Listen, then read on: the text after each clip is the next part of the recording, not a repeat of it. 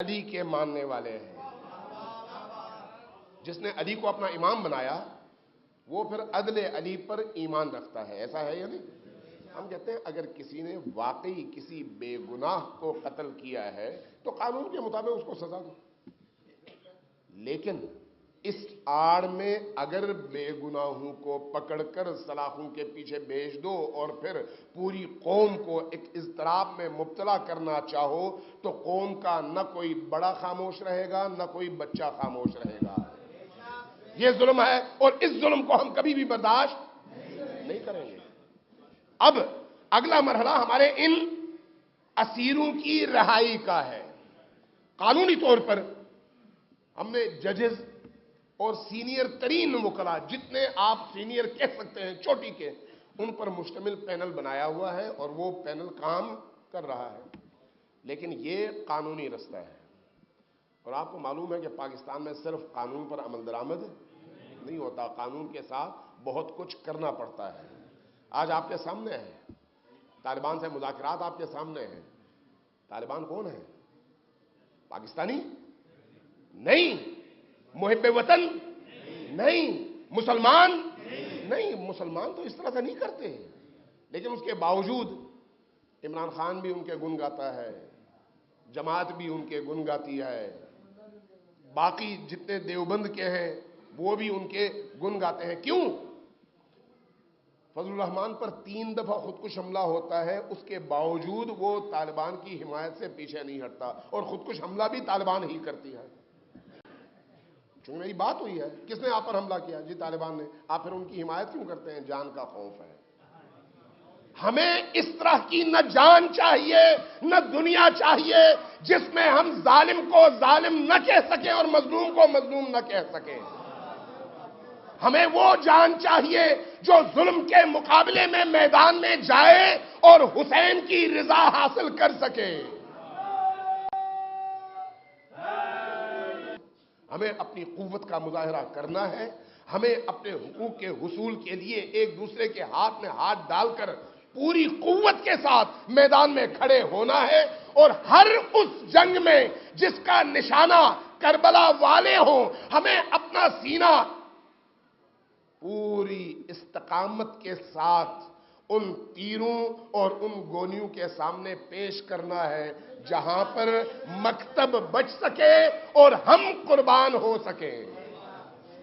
میں کئی جگہ یہ کہہ چکا ہوں، میری یہ آرزو ہے اور اللہ گواہ ہے اس پر کہ میں سمجھتا ہوں کہ ہمیں باتوں کا نہیں، میدان عمل کا شہ سوار ہونا چاہیے۔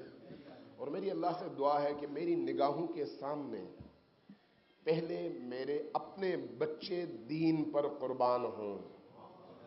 اپنے بچے، دوسروں کے بچوں کو قربان کرنا آسان ہے، اپنے بچے ہمارے قربان ہوں۔ میں اپنی بات کر رہا ہوں، ان کی لاشوں کے ٹکڑے میں خود اٹھاؤں اس نیت کے ساتھ کہ میں کربلا والوں کے پیچھے چلنے والا حقیقی راہی بن سکوں۔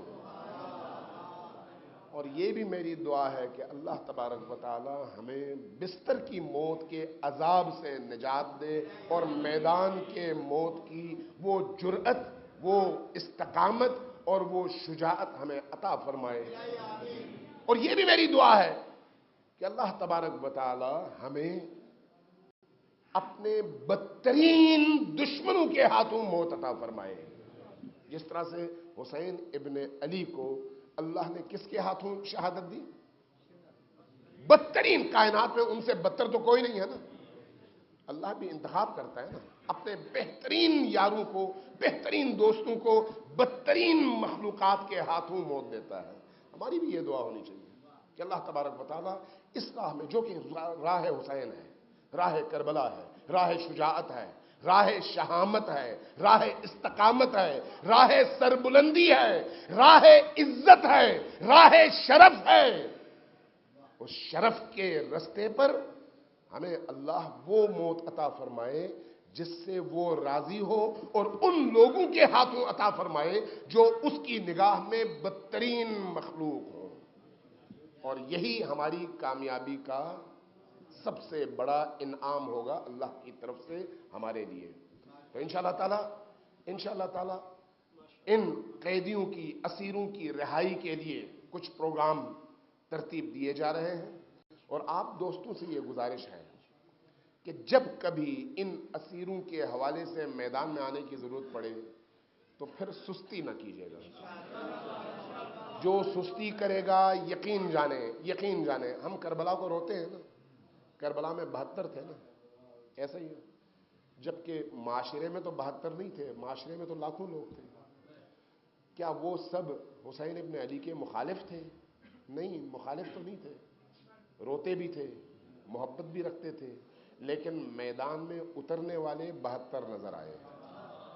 ऐसा न हो कि आज के दौर में हम हुसैन हुसैन करें और हुसैनियत की बका और सरबुलंदी के लिए जब मैदान में सर कटाने की नौबत आए तो वहां पर हम फिर कोई कमजोरी दिखा दें। ऐसा ना हो। और इंशाअल्लाह ताला मुझे यकीन है कि आप ऐसी कमजोरी का मुजाहरा कभी भी नहीं करेंगे।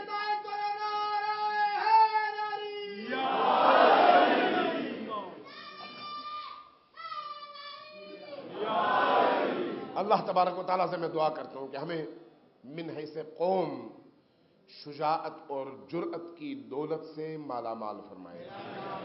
हमें वो रास्ता, जिस रास्ते पर हुसैन इब्ने अली चले, हमें इस्तकामत के साथ उस रास्ते पर खड़े रहने की तौफीक अता फरमाए।